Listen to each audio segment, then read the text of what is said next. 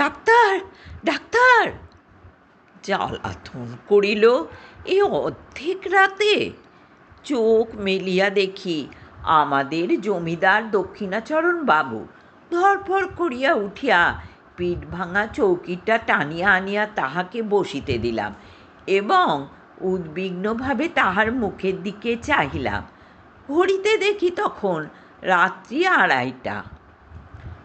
দক্ষিণাচরণবাবু বিবর্ণ মুখে বিস্ফারিত নেত্রে কহিলেন, আজ রাত্রে আবার সেই রকম উপদ্রব আরম্ভ হইয়াছে। তোমার ওষুধ কোনো কাজে লাগিল না। আমি কিঞ্চিৎ সসংকোচে বলিলাম, আপনি বোধ করি মদের মাত্রা আবার বাড়াইয়াছেন। দক্ষিণাচরণবাবু অত্যন্ত বিরক্ত হইয়া কহিলেন, ওটা তোমার ভারী ভ্রম, মদ নয়। আদ্যপ্রান্ত বিবরণ না শুনিলে তুমি আসল কারণটা অনুমান করিতে পারিবে না। কুলুঙ্গির মধ্যে ক্ষুদ্র টিনের ডিবায় ম্লানভাবে কেরোসিন জ্বলিতেছিল। আমি তাহা উস্কাইয়া দিলাম। একটুখানি আলো জাগিয়া উঠিল এবং অনেকখানি ধোঁয়া বাহির হইতে লাগিল। কোচাখানা গায়ের উপর টানিয়া এক টানা খবরের কাগজ পাতা প্যাক বাক্সের উপর বসিলাম। দক্ষিণাচরণবাবু বলিতে লাগিলেন, আমার প্রথম পক্ষে স্ত্রীর মতো এমন গৃহিণী অতি দুর্লভ ছিল, কিন্তু আমার যখন বয়স বেশি নয়, সহজেই রসাধিক্য ছিল, তাহার উপর আবার কাব্যশাস্ত্রটাও ভালো করিয়া অধ্যয়ন করিয়াছিলাম, তাই অবিমিশ্র গৃহিণীপনায় মন উঠিত না।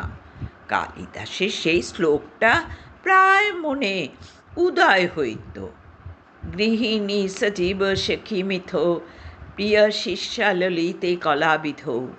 কিন্তু আমার গৃহিণীর কাছে ললিত কলাবিধির কোনো উপদেশ খাটিত না, এবং সখীভাবে প্রণয় সম্ভাষণ করিলে তিনি হাসিয়া উড়াইয়া দিতেন।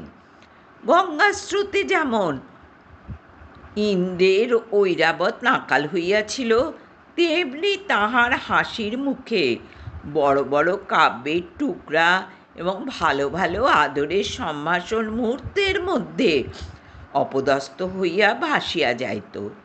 তাহার হাসিবার আশ্চর্য ক্ষমতা ছিল। রবীন্দ্রনাথ ঠাকুরের ভৌতিক গল্প নিশীথে থেকে পাঠ করছি। আজ প্রথম পর্ব শুরু করলাম। এখনও আপনারা যারা আমার চ্যানেলটিকে সাবস্ক্রাইব করেননি, দয়া করে সাবস্ক্রাইব করে বেল আইকনটি প্রেস করে দেবেন, আর গল্প পাঠ ভালো লাগলে একটা লাইক দেবেন। তাহার পর আজ বছর 4 হইল আমাকে সাংঘাতিক রোগে ধরিল। ওষ্ঠব্রণ হইয়া জড়বিকার হইয়া মরিবার দাখিল হইলাম। বাঁচিবার আশা ছিল না। একদিন এমন হইল যে ডাক্তার জবাব দিয়া গেল। এমন সময় আমার এক আত্মীয় কোথা হইতে এক ব্রহ্মচারী আনিয়া উপস্থিত করিল। সে গব্য ঘৃতের সহিত একটা শিকড় বাটিয়া আমাকে খাওয়াইয়াছিল। ঔষধের গুণেই হোক বা অদৃষ্টক্রমেই হোক, সে যাত্রায় বাঁচিয়া গেলাম। রোগের সময় আমার স্ত্রী অহর্নিশি এক মুহূর্তের জন্য বিশ্রাম করেন নাই। সেই কটা দিন একটি অবলা স্ত্রীলোক মানুষের সামান্য শক্তি লইয়া প্রাণপণ ব্যাকুলতার সহিত দ্বারে ক্রমাগত যমদূতগুলোর সঙ্গে অনবরত যুদ্ধ করিয়াছিল।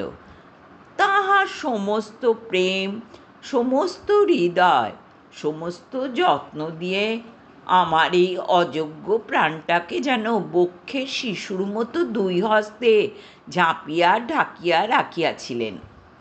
আহার ছিল না, নিদ্রা ছিল না, জগতের আর কোনো কিছুর প্রতি দৃষ্টি ছিল না। যম তখন পরাহত ব্যাঘ্রের ন্যায় আমাকে তাহার কবল থেকে ফেলিয়া দিয়া চলিয়া গেলেন। কিন্তু যাইবার সময় আমার স্ত্রীকে একটা প্রবল থাবা মারিয়া গেলেন। আমার স্ত্রী তখন গর্ভবতী ছিলেন। অনতিকাল পরে এক মৃত সন্তান প্রসব করিলেন। তাহার পর হইতেই তাহার নানা প্রকার জটিল ব্যামোর সূত্রপাত হইল। তখন আমি তাহার সেবা আরম্ভ করিয়া দিলাম। তাহাতে তিনি বিব্রত হইয়া উঠিলেন, বলিতে লাগিলেন, আহ, করো কি, লোকে বলবে কি? অমন করিয়া দিন রাত্রি তুমি আমার ঘরে যাতায়াত করিও না, যেন নিজে পাখা খাইতেছি।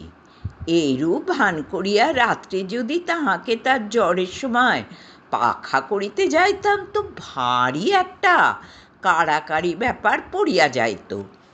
কোনোদিন যদি তাহার শুশ্রূষা উপলক্ষে আমার আহারের নিয়মিত সময় 10 মিনিট উত্তীর্ণ হইয়া যাইত, তবে সেও নানা প্রকার অনুনয় অনুরোধ অনুযোগের কারণ হইয়া দাঁড়াইত। স্বল্পমাত্র সেবা করিতে গেলে হিতে বিপরীত হইয়া উঠিত। তিনি বলিতেন, পুরুষ মানুষের অতটা বাড়াবাড়ি ভালো নয়। আমাদের সেই বরানগরের বাড়িটি বোধহয় তুমি দেখিয়াছ। বাড়ির সামনেই বাগান এবং বাগানের সম্মুখে গঙ্গা বহিতেছে। আমাদের শোবার ঘরের নিচেই দক্ষিণের দিকে খানিকটা জমি মেহেদির বেড়া দিয়া ঘিরিয়া আমার স্ত্রী নিজের মনের মতো এক টুকরা বাগান বানাইয়াছিলেন।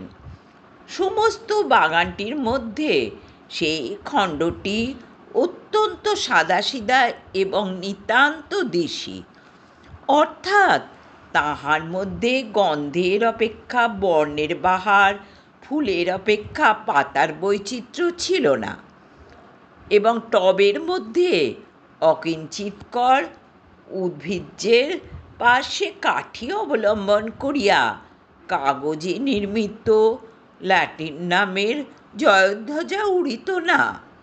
বেল, জুই, গোলাপ, গন্ধরাজ, করবী এবং রজনীগন্ধারই প্রাদুর্ভাব কিছু বেশি। প্রকাণ্ড একটা বকুল গাছের তলা সাদা মার্বেল পাথর দিয়া বাঁধানো ছিল। সুস্থ অবস্থায় তিনি নিজে দাঁড়াইয়া 2 বেলা তাহা ধুইয়া সাফ করাইয়া রাখিতেন। গ্রীষ্মকালে কাজের অবকাশে সন্ধ্যার সময় সেই তাহার বসিবার স্থান ছিল।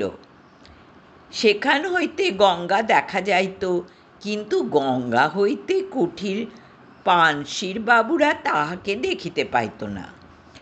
অনেক দিন শয্যাগত থাকিয়া একদিন চৈত্রের শুক্লপক্ষ সন্ধ্যায় তিনি কহিলেন, ঘরে বদ্ধ থাকিয়া আমার প্রাণ কেমন করিতেছে, আজ একবার আমার সেই বাগানে গিয়া বসিব।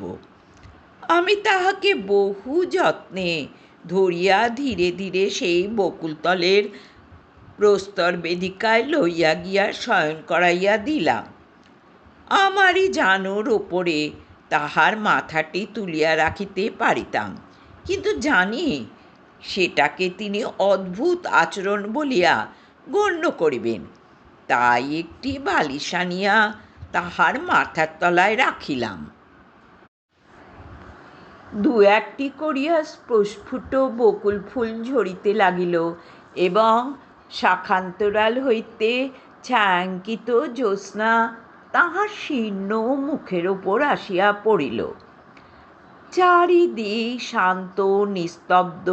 সেই ঘন গন্ধপূর্ণ ছায়ান্ধকারে এক স্পর্শে নীরবে বসিয়া তাহার মুখের দিকে চাহিয়া আমার চোখে জল আসিল। আমি ধীরে ধীরে গাছের গোড়ায় আসিয়া 2 হস্তে তাহার একটা উত্তপ্ত শীর্ণ হাত তুলিয়া লইলাম। তিনি তাহাতে কোনো আপত্তি করিলেন না। কিছুক্ষণ এইরূপ চুপ করিয়া বসিয়া থাকিয়া আমার হৃদয় কেমন উদ্বেলিত হইয়া উঠিল। আমি বলিয়া উঠিলাম, তোমার ভালোবাসা আমি কোনো দিন ভুলিব না। তখনই বুঝিলাম কথাটা বলিবার কোনো আবশ্যক ছিল না। আমার স্ত্রী হাসিয়া উঠিলেন। সে হাসিতে লজ্জা ছিল, সুখ ছিল এবং কিঞ্চিৎ অবিশ্বাস ছিল, এবং উহার মধ্যে অনেকটা পরিমাণে পরিহাসের তীব্রতাও ছিল। প্রতিবাদস্বরূপে একটি কথামাত্র না বলিয়া কেবল তাহা সেই হাসির দ্বারা জানাইলেন, কোনো কালে ভুলিবে না, ইহা কখনো সম্ভব নহে, এবং আমি তাহা প্রত্যাশাও করি না। ওই সুমিষ্ট সুতীক্ষ্ণ হাসির ভয় আমি কখনো আমার স্ত্রীর সঙ্গে রীতিমতো প্রেমালাপ করিতে সাহস করি নাই। অসাক্ষাতে যে সকল কথা মনে উদয় হইত, তাহার সম্মুখে গেলেই সেগুলোকে নিতান্ত বাজে কথা বলিয়া বোধ হইত। ছাপার অক্ষরে যেসব কথা পড়িলে দুই চক্ষু বাহিয়া দরদর করিয়া জল পড়িতে থাকে, সেগুলো মুখে বলিতে গেলে কেন যে হাস্যের উদ্বেগ করে, এ পর্যন্ত বুঝিতে পারিলাম না। বাদ প্রতিবাদ কথায় চলে, কিন্তু হাসির ওপরে তর্ক চলে না। কাজেই চুপ করিয়া যাইতে হইল। জ্যোৎস্না উজ্জ্বলতর হইয়া উঠিল। একটা কোকিল ক্রমাগতই কুহু কুহু ডাকিয়া অস্থির করিয়া গেল। আমি বসিয়া ভাবিতে লাগিলাম, এমন জ্যোৎস্না রাতেও কি পীরবধূ বধির হইয়া আছে? বহু চিকিৎসায় আমার স্ত্রীর রোগ উপশমের কোনো লক্ষণ দেখা গেল না। ডাক্তার বলিল, একবার বায়ু পরিবর্তন করিয়া দেখিলে ভালো হয়। আমি স্ত্রীকে লইয়া ইলাহাবাদে গেলাম। এইখানে দক্ষিণাবাবু হঠাৎ থমকিয়া চুপ করিলেন। সন্দিগ্ধভাবে আমার মুখের দিকে চাহিলেন। তারপর দুই হাতের মধ্যে মাথা রাখিয়া ভাবিতে লাগিলেন। আমিও চুপ করিয়া রহিলাম। কুলুঙ্গিতে কেরোসিন মিটমিট করিয়া জ্বলিতে লাগিল, এবং নিস্তব্ধ ঘরে মশার ভনভন শব্দ সুস্পষ্ট হইয়া উঠিল। হঠাৎ মৌন ভঙ্গ করিয়া দক্ষিণাবাবু বলিতে আরম্ভ করিলেন। সেখানে হারান ডাক্তার আমার স্ত্রীকে চিকিৎসা করিতে লাগিলেন।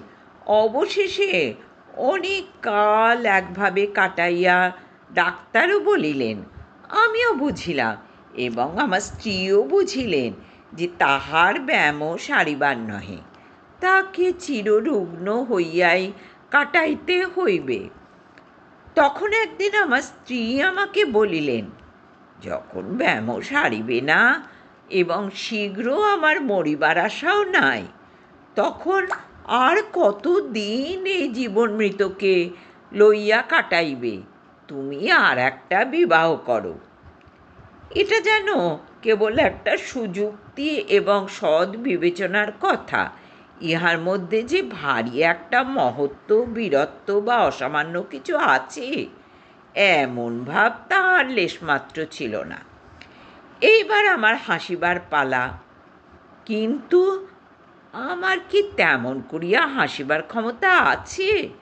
আমি উপন্যাসের প্রধান নায়কের ন্যায় গম্ভীর সমুচ্চভাবে বলিতে লাগিলাম, যত দিন এই দেহে জীবন আছে। তিনি বাধা দিয়া কহিলেন, নাও নাও, আর বলিতে হইবে না। তোমার কথা শুনিয়া আমি আর বাঁচি না। আমি পরাজয় স্বীকার না করিয়া বলিলাম, এ জীবনে আর কখনো ভালোবাসিতে পারিব না। শুনিয়া আমার স্ত্রী ভারী হাসিয়া উঠিলেন। তখন আমাকে ক্ষান্ত হইতে হইল। জানি না তখন নিজের কাছেও কখনো স্পষ্ট স্বীকার করিয়াছি কি না, কিন্তু এখন বুঝিতে পারিতেছি, এই আরোগ্য আশাহীন সেবা কার্যে আমি মনে মনে পরিশ্রান্ত হইয়া গিয়াছিলাম। এ কার্যে যে ভঙ্গ দিব, এমন কল্পনাও আমার মনে ছিল না। অথচ চিরজীবন এই চিররুগ্নকে লইয়া যাপন করিতে হইবে, কল্পনাও আমার নিকট পীড়াজনক হইয়াছিল। হায়, প্রথম যৌবনকাল যখন সম্মুখে তাকাইয়াছিলাম, তখন প্রেমের কুহকে, সুখের আশ্বাসে, সৌন্দর্যের মরীচিকায় সমস্ত ভবিষ্যৎ জীবন প্রফুল্ল দেখাইতেছিল। আজ হইতে শেষ পর্যন্ত কেবল আশাহীন সুদীর্ঘ সতৃষ্ণ মরুভূমি। আমার সেবার মধ্যে সেই আন্তরিক শান্তি নিশ্চয়ই তিনি দেখিতে পাইয়াছিলেন। তখন জানিতাম না, কিন্তু এখন সন্দেহ মাত্র নাই যে তিনি আমাকে যুক্তাক্ষরহীন প্রথম ভাগ শিশু শিক্ষার মতো অতি সহজে বুঝিতেন। সেই জন্য যখন উপন্যাসের নায়ক সাজিয়া গম্ভীরভাবে তাহার নিকট কবিত্ব ফলাইতে যাইতাম, তিনি এমন সুগভীর স্নেহ অথচ অনিবার্য কৌতুকের সহিত হাসিয়া উঠিতেন। আমার নিজের অগোচর অন্তরের কথাও অন্তর্যামীর ন্যায় তিনি সমস্তই জানিতেন। এ কথা মনে করিলে আজও লজ্জায় মরিয়া যাইতে ইচ্ছা করে। হারান ডাক্তার আমাদের স্বজাতীয়। তাহার বাড়িতে আমার প্রায়ই নিমন্ত্রণ থাকিত। কিছুদিন যাতায়াতের পর ডাক্তার তাহার মেয়েটির সঙ্গে আমার পরিচয় করাইয়া দিলেন। মেয়েটি অবিবাহিত, তাহার বয়স 15 হইবে। ডাক্তার বলেন, তিনি মনের মতো পাত্র পান নাই বলিয়া বিবাহ দেন নাই, কিন্তু বাহিরের লোকের কাছে গুজব শুনিতাম মেয়েটির কুলের দোষ ছিল। কিন্তু আর কোনো দোষ ছিল না। যেমন সুরূপ তেমনি সুশিক্ষা। সেই জন্য মাঝে মাঝে একদিন তাহার সহিত নানা কথার আলোচনা করিতে করিতে আমার বাড়ি ফিরিতে রাত হইত। আমার স্ত্রীকে ঔষধ খাওয়াইবার সময় উত্তীর্ণ হইয়া যাইত। তিনি জানিতেন আমি হারান ডাক্তারের বাড়ি গিয়াছি, কিন্তু বিলম্বের কারণ একদিনও আমাকে জিজ্ঞাসা করেন নাই। মরুভূমির মধ্যে আর একবার মরীচিকা দেখিতে লাগিলাম।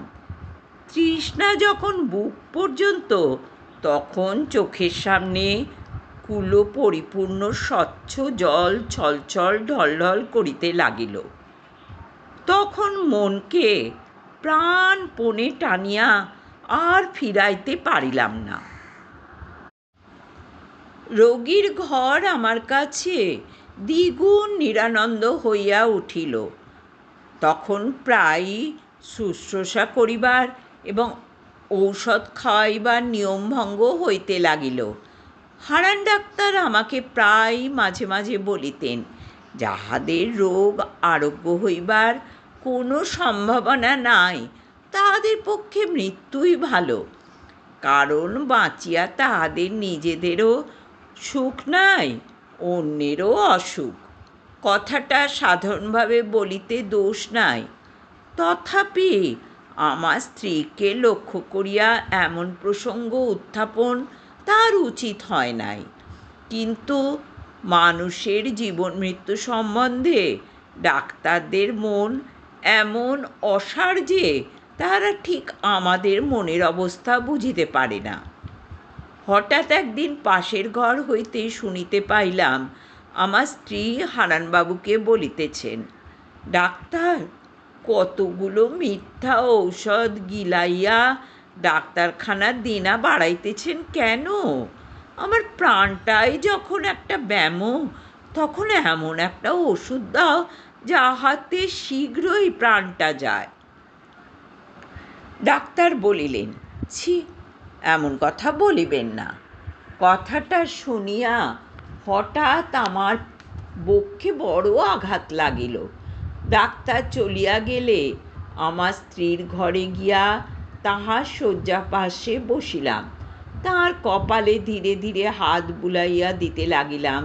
তিনি বলিলেন, এ ঘর বড় গরম, তুমি বাহিরে যাও, তোমার বেড়াইতে যাওয়ার সময় হইয়াছে।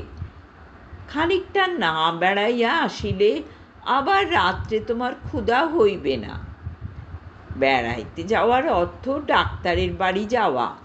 আমি তাকে বুঝাইয়াছিলাম, ক্ষুধা সঞ্চারের পক্ষে খানিকটা বেড়াইয়া আসা বিশেষ আবশ্যক। এখন অবশ্য বলিতে পারি, তিনি প্রতিদিনই আমার এই ছলনাটুকু বুঝিতেন। আমি নির্বোধ মনে করিতাম, তিনিও নির্বোধ।